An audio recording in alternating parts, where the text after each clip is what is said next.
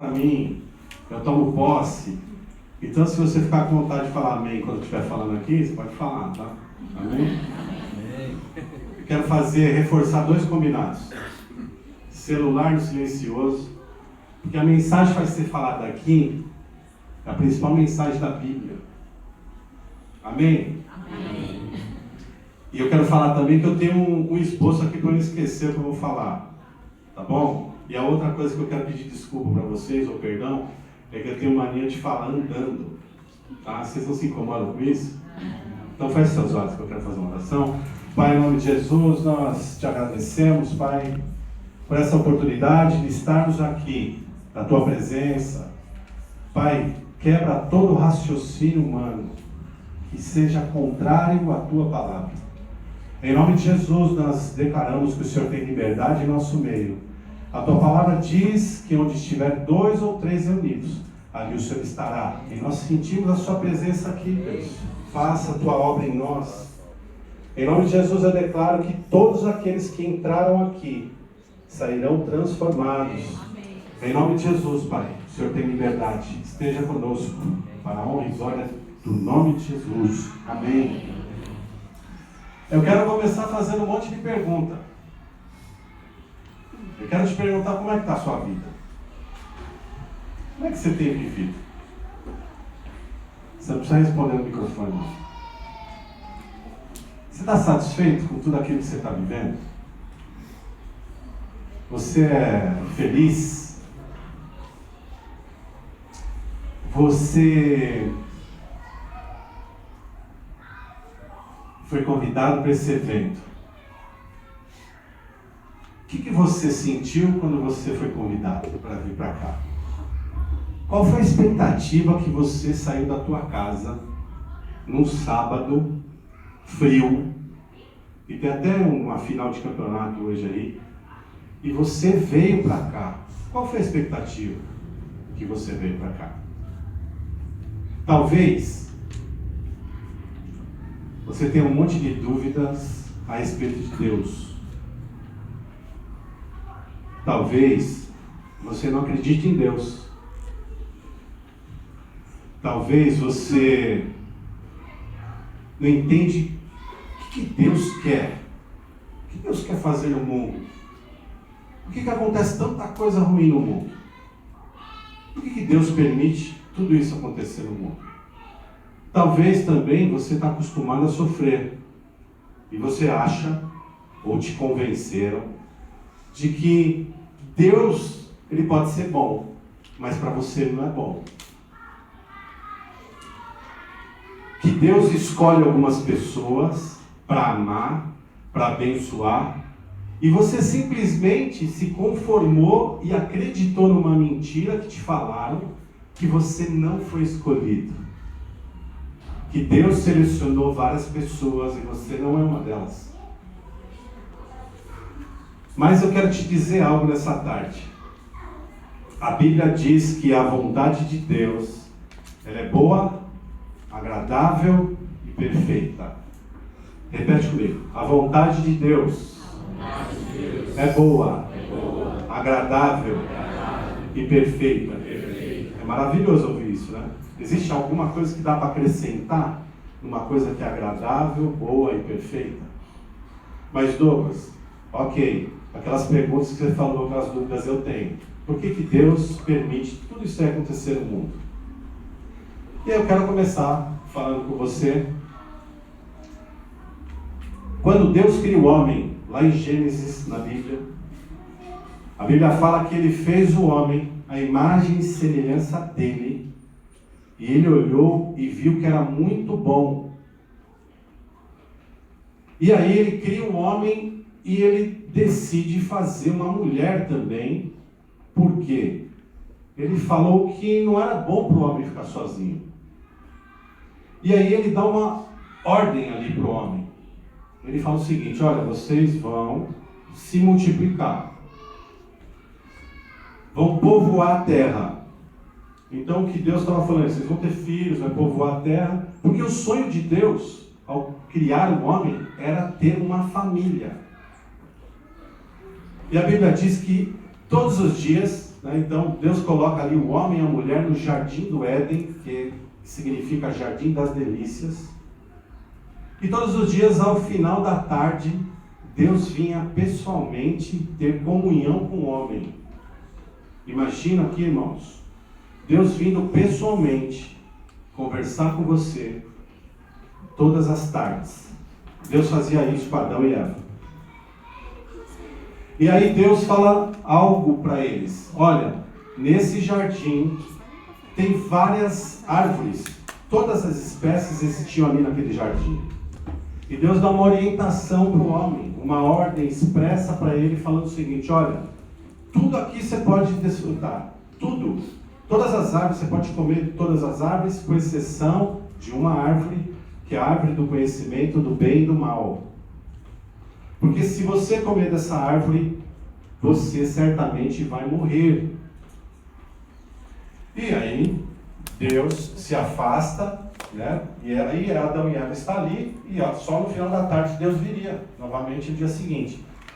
E aí está Eva ali, a Bíblia fala que Eva estava ali descansando no jardim, e aparece uma serpente. Essa serpente, ela é aquilo que nós chamamos do diabo, Satanás. Então surge lá no Éden essa história. E aí, a serpente, muito astuta, ela chega para Eva e fala o seguinte: Eva, você já viu essa árvore do conhecimento do bem e do mal? Aí ela falou: não, ver a árvore eu vi. E eu estou falando com as minhas palavras, tá, irmãos?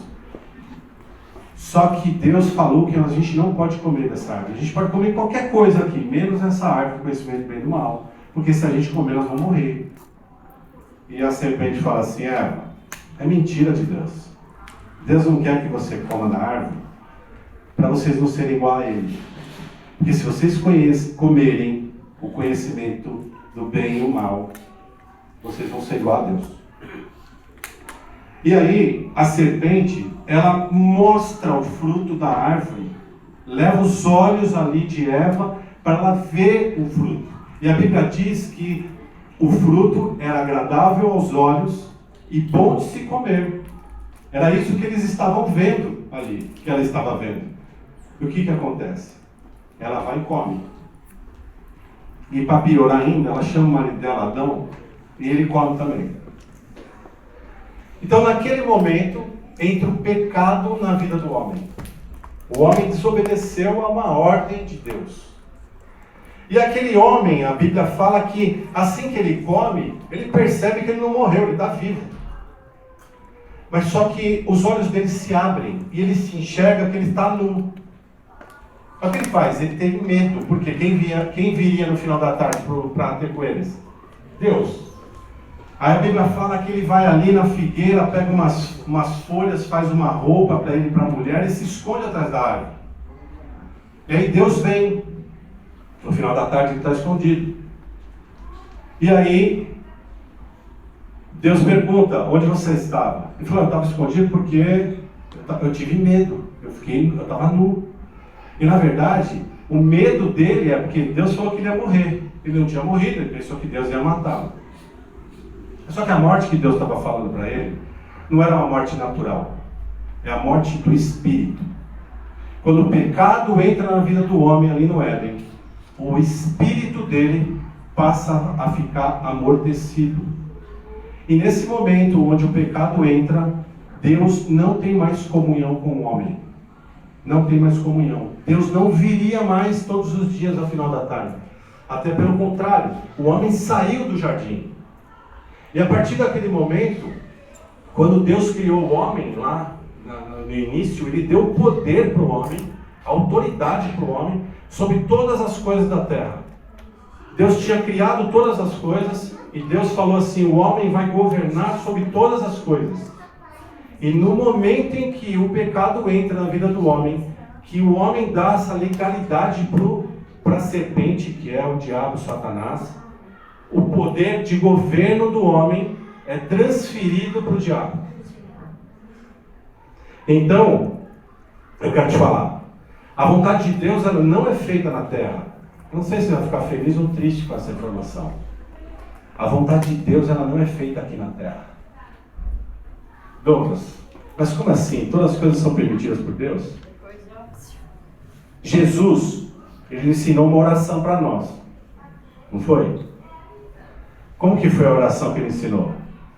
Pai nosso, santificado, venha a nós, seja feita a tua vontade.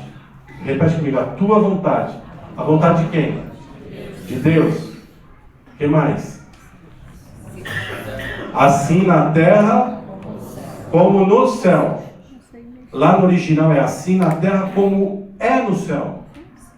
Jesus ensinou a oração falando para nós: você precisa fazer uma oração e pedir para o Pai fazer com que a vontade dele, que é feita nos céus, ela seja feita na terra. Por que Jesus estava falando isso? Porque a vontade de Deus não é feita na terra. Então, você que muitas vezes tem essa dúvida e o mundo te fala sobre essas dúvidas, a vontade dele não é feita aqui. É por isso que nós vemos tanta coisa acontecendo no mundo. A Bíblia diz que o mundo jaz no maligno. A Bíblia diz que o mundo é contra as coisas de Deus. Nós temos 3 inimigos. A carne, a nossa carne. Acredite, a nossa carne. O mundo e o diabo. São os 3 inimigos do nosso espírito, das coisas de Deus. Mas lembra que Deus fez o homem para ter uma família. E aí o que ele vê? A criação dele sendo escrava do diabo. O poder de governo que Deus deu para o homem, ele simplesmente transfere para o diabo. E a partir desse momento, o homem passa a ser escravo do diabo. E aí o diabo faz o que ele quer na terra. E aí eu quero te dizer algo. Naquele momento em que o pecado entra na vida do homem, o pecado passa a fazer parte da natureza do homem. Está intrínseco no nosso DNA. E aí olha para o irmão do seu lado e fala assim: você é descendente de Adão e Eva. Nós somos descendentes de Adão e Eva. O que aconteceu? Nós somos pecadores por herança. O pecado vem lá do Éden. Não tem nada a ver com a gente. Vem de lá. É só que humanamente falando, qual é o seu nome, irmão? Cássio. Na força do braço a gente não consegue vencer o pecado. Não tem como. Você não consegue vencer o pecado. Douglas, eu consigo. Eu vou te falar algo. Jesus disse que se você simplesmente você pensar em algo agora que eu estou falando, de repente você está pensando alguma coisa a meu respeito. Só o que você está pensando, Jesus falou que você já cometeu. Imagina uma pessoa que é viciada em pornografia. Pelo simples fato dela ver uma pornografia, quando a pessoa vê uma pornografia, ela imagina alguma coisa. Só pelo simples fato dela estar vendo, imaginando, Jesus falou que ela já cometeu o pecado. Então Deus quis mostrar que é impossível para o homem vencer o pecado. Mas tudo bem, Douglas, legal, vim da minha casa até aqui, você veio falar que eu sou pecador e agora eu estou lascado, porque Adão e Eva fez um negócio lá, e agora eu sou pecador, e Deus não vai ter comunhão comigo, porque Deus não se mistura com o pecado, Ele não tem mais comunhão com o homem, e o que eu faço? Eu vou para minha casa sabendo que estou lascado mesmo, então que eu vou sofrer? Aí Deus resolve, de uma única forma, só tem um jeito de vencer o pecado. Tem que ser um homem de carne, igual nós, nascido de mulher.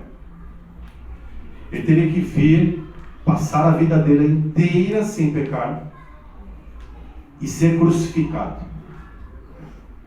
E aí Deus manda o Filho dele, Jesus Cristo.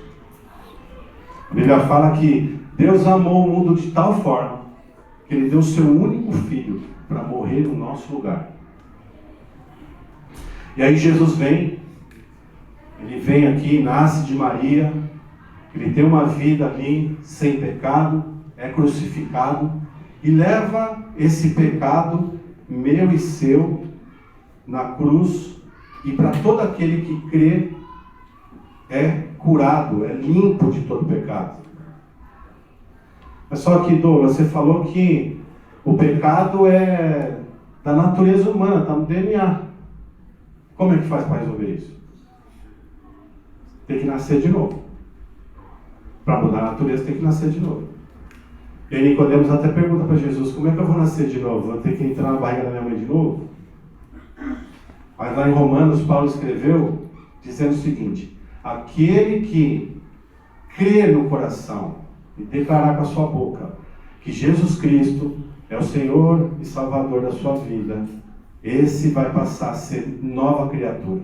Quando nós aceitamos Jesus como Senhor e Salvador das nossas vidas, o nosso espírito que estava amortecido, nós somos descendentes de Adão e Eva, o espírito morreu lá atrás, de Adão e Eva. O nosso espírito já vem morto, ele não tem conexão com Deus, ele está amortecido. Quando nós aceitamos Jesus, nós convidamos Jesus para morar no nosso coração, o nosso espírito vivifica. E Deus manda o Espírito Santo dele para habitar dentro de você e de mim. Aleluia. E a Bíblia fala que quando nós fazemos isso, o nosso espírito ele se mistura com o Espírito Santo. Nosso espírito é amalgamado, essa é a palavra. Amalgamado é como se nós tivéssemos aqui um saco de batata e eu mostrasse para vocês o saco de batata aqui e falasse assim, essa é a batata 1, essa é a batata 2, e facilmente a gente encontraria essas batatas se eu espalhasse elas aqui. Mas quando a gente mistura todas elas num purê, você não consegue mais falar qual que é a batata 1 ou a batata 2. Então quando a gente aceita Jesus, convida Ele para morar na nossa vida, no nosso espírito junta com o Espírito Santo e não consegue mais separar. Nada pode te separar do Espírito Santo de Deus. Amém? Então, irmãos, para você e eu termos conexão com Deus, só tem uma forma. É reconhecendo que Jesus Cristo é o Filho de Deus que veio para pagar os nossos pecados e nos dar a vida eterna com Deus. Mas talvez você esteja aqui e você fala assim, mas eu não sei o que acontece com a minha vida. Você não sabe, mas você está falando aí, né? O pessoal deu testemunho, falou da vida deles, mas você não sabe o que está acontecendo na minha vida. Você não sabe o que eu estou passando. Você não tem noção, a vida não faz mais sentido para mim. Eu tenho uma doença que os médicos de repente já falaram que não tem cura. Eu quero contar uma história que tem na Bíblia para vocês. A Bíblia fala que existia uma mulher que há 12 anos ela tinha um fluxo de sangue. Fluxo de sangue é menstruação.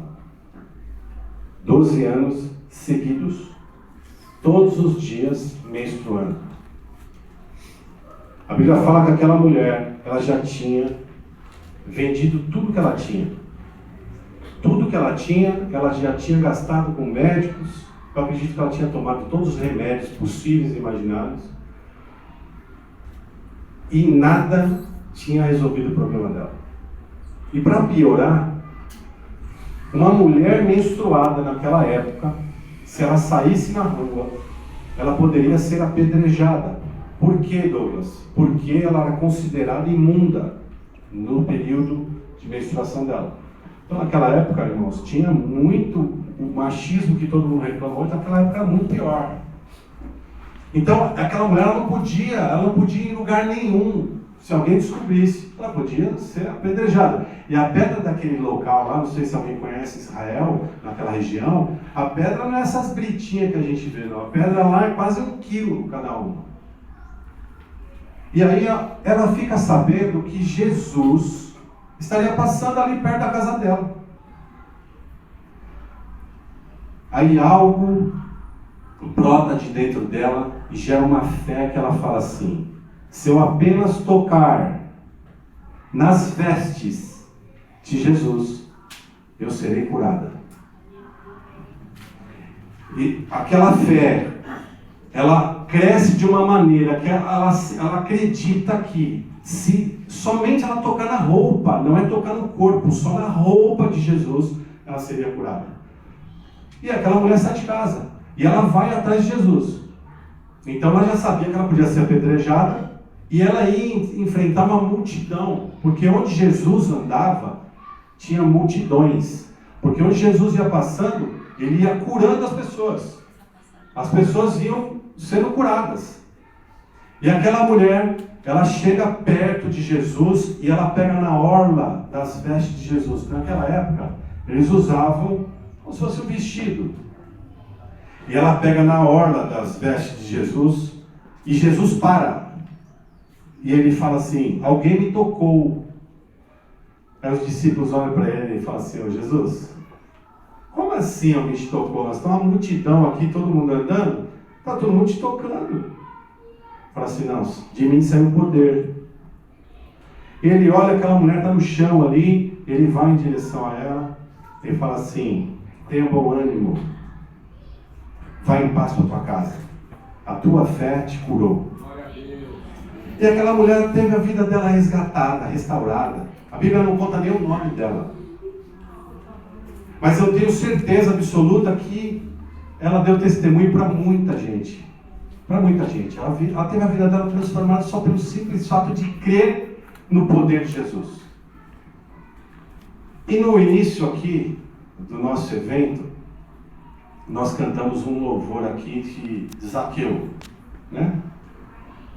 E eu quero contar a história de Zaqueu para você agora. Às vezes você já ouviu essa música, foi muito famosa nessa música, mas você não sabe a história de Zaqueu.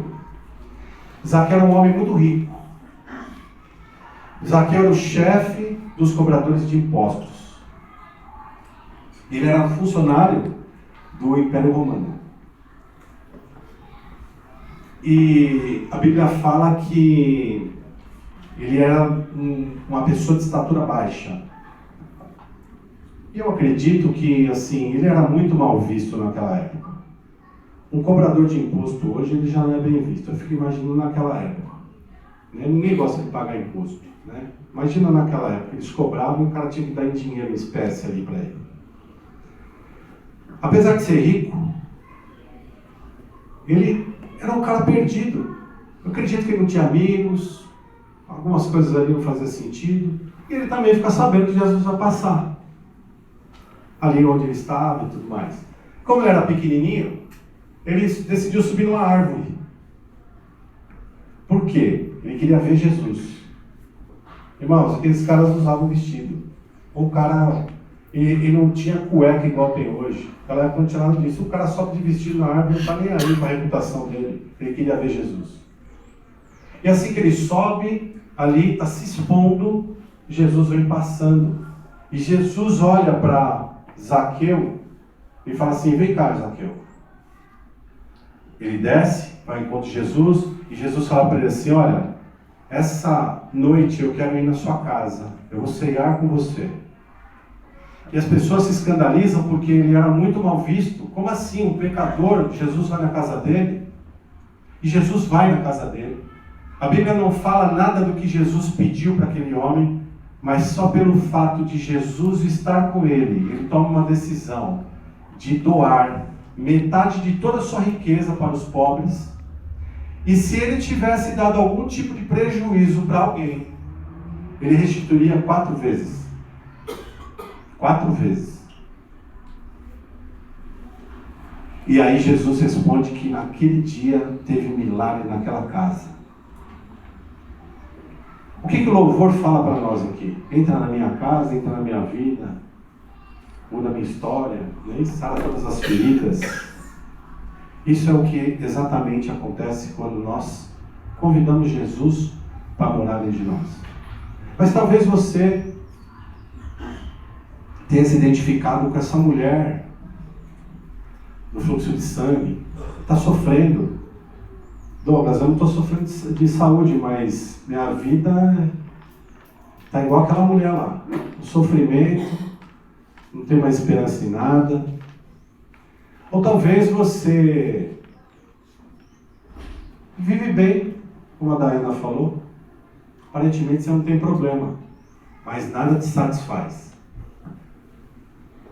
Você sempre está atrás de uma conquista, uma nova conquista, uma outra conquista. Eu compro um carro novo, aí dá um mês, não, eu quero outro. Aí mora numa casa, aí você quer uma outra, aí você quer uma outra, você quer uma outra. Nada te satisfaz. Por que nada te satisfaz? Porque você está indo atrás das coisas do mundo. O mundo não satisfaz. E como que a gente vai ter essa plena satisfação? Quando Jesus vem morar dentro de nós. Sabe, eu quero ler um salmo, esse daqui eu vou ter que olhar. O salmista diz na Bíblia, lá no Velho Testamento, Salmo 127, fala o seguinte: se o Senhor Deus não edificar a casa, não adianta nada trabalhar para construí-la. Se o Senhor não proteger a cidade, não adianta nada os guardas ficarem vigiando. Não adianta nada trabalhar demais para ganhar o pão, levantando cedo e deitando tarde, pois é Deus quem dá o sustento. Aos que Ele ama, repete comigo assim: aos que Ele ama, mesmo quando estão dormindo, Ele dá. Ele dá. Em outra versão, a Bíblia fala: aos seus amados Ele dá enquanto dormem. Repete comigo assim: Deus é bom. Ele me ama. E Ele quer me abençoar. Deus. Não, agora sabe. Deus. Aqui o salmista está falando que aos seus amados Ele dá enquanto dorme. Mas quem são os amados de Deus? Deus ama a todos. Mas quem Ele ama de verdade? Aqueles que reconhecem que Jesus Cristo veio, pagou todo o preço do meu pecado e do seu pecado e morreu na cruz do Calvário, para que você e eu tivéssemos vida e vida eterna com Ele. Então talvez depois de tudo isso que nós falamos aqui, você quer saber o que você tem que fazer. O que eu tenho que fazer para receber esse negócio aí? Para acabar esse sofrimento na minha vida? Para a vida fazer sentido? Ou para que eu tenha satisfação? Olha, eu conquistei um monte de coisa na minha vida, mas eu nunca estou satisfeito. Já ouvi uma vez a minha esposa falando isso. Você nunca está satisfeito? Por quê? As coisas que você está buscando, são coisas que são desse mundo, onde a vontade do diabo é feita. A vontade de Deus, ela não é feita aqui, irmãos. Mas Douglas, então eu não posso viver no mundo? Você pode viver no mundo, mas convida Jesus para morar dentro de você. Se você convidar Jesus para morar dentro de você, as coisas vão começar a fazer sentido. Você vai voltar a sonhar. Você vai ver coisas acontecendo na sua vida que você não vai ter como explicar. Então todo esse pessoal que está aqui ao redor, aqui, que é da equipe, todo mundo tem vivido isso. Olha que maluquice. A gente convidou todo mundo para vir para cá num sábado à tarde. Como todos vocês, nós trabalhamos a semana toda. Eu particularmente estou cansado pra caramba essa semana. A gente poderia ter ficado descansando. A gente ainda inclusive compra as coisas com o nosso dinheiro. Chama vocês aqui. Para quê? Qual que é o propósito disso? Porque nós temos prazer em compartilhar com as pessoas aquilo que Deus tem feito nas nossas vidas. A minha vida foi totalmente restaurada, meus irmãos. Quem me conhece há mais tempo e tem intimidade comigo, sabe como era o meu casamento, por exemplo. Meu casamento eu brigava quase todos os dias com a minha esposa. Eu era funcionário de uma multinacional da área de finanças e eu aprendi que eu tinha que ganhar dinheiro sem parar. Não tinha fim o negócio. Morei em vários estados do Brasil, tive vários cargos nessa empresa e tudo mais. Inclusive das pessoas que trabalham comigo está aqui também, inclusive mora nesse prédio. E assim, nada satisfazia. Era uma conquista atrás da outra. Agora é um bônus. Então vai ser um bônus. O bônus era de nota 3, 4 ou 5. Aqui ia tirar nota 5. Mas quando tirar nota 5, eu falei assim, não, cara, é muito pouco, isso aí tem que ser mais. Mas tem promoção, fica isso aí. E a vida vai ficando. Você vai correndo atrás de dinheiro, e nada satisfaz. Nada satisfaz. Aí não tem vida com a família, e uma série de coisas. E aí compra um carro novo, e aí você está andando com o carro, primeira viagem, você fala assim, Aquele carro ali, o cara que passou agora é bem melhor que o meu, cara. Aí você está com um carro que é uma fortuna. E não te satisfaz, por quê? Você não tem algo que vai te satisfazer, que é somente aquele que é a água viva, que é aquela que mata a sede de verdade, porque a sede do mundo, essa água natural nossa, ela não mata a sede. Então, meus irmãos, eu quero te falar, se você, ouvindo tudo isso que nós falamos aqui, se você confessa que, olha, minha vida precisa ser transformada, meu casamento está ruim, minhas finanças também estão ruins, uma confusão na minha vida, eu tenho algum problema de saúde, eu quero ter a minha vida restaurada, eu quero viver esse negócio, eu quero chamar Deus para viver dentro de mim, eu quero andar com Ele. Eu quero te falar, você tem oportunidade, isso é uma decisão. Eu afirmo que essa é a melhor decisão que eu já tomei na vida. Essa foi a melhor decisão, que é nascer de novo. Se é o seu caso e você quer convidar Jesus para morar dentro de você, você decide por isso. Eu quero que você fique de pé.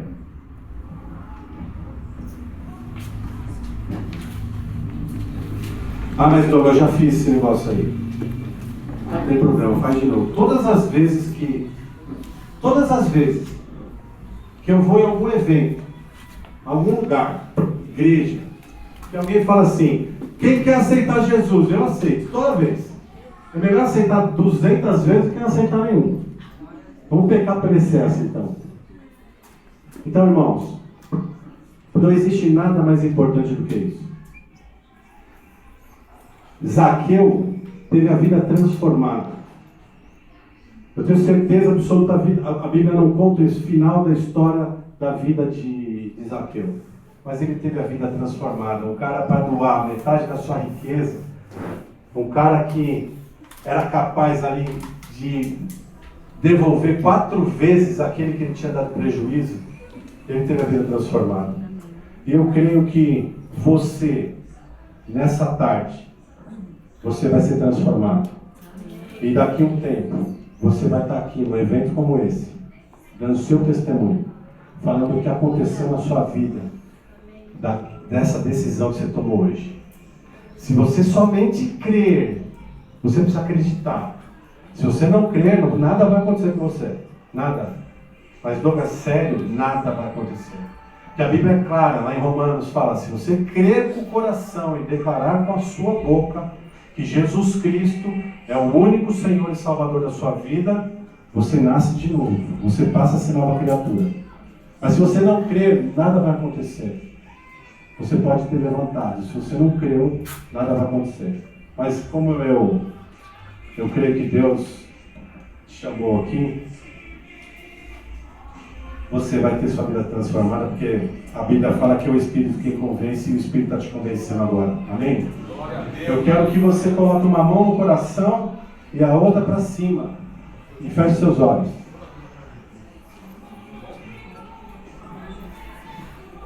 E eu vou falando e vocês vão repetindo.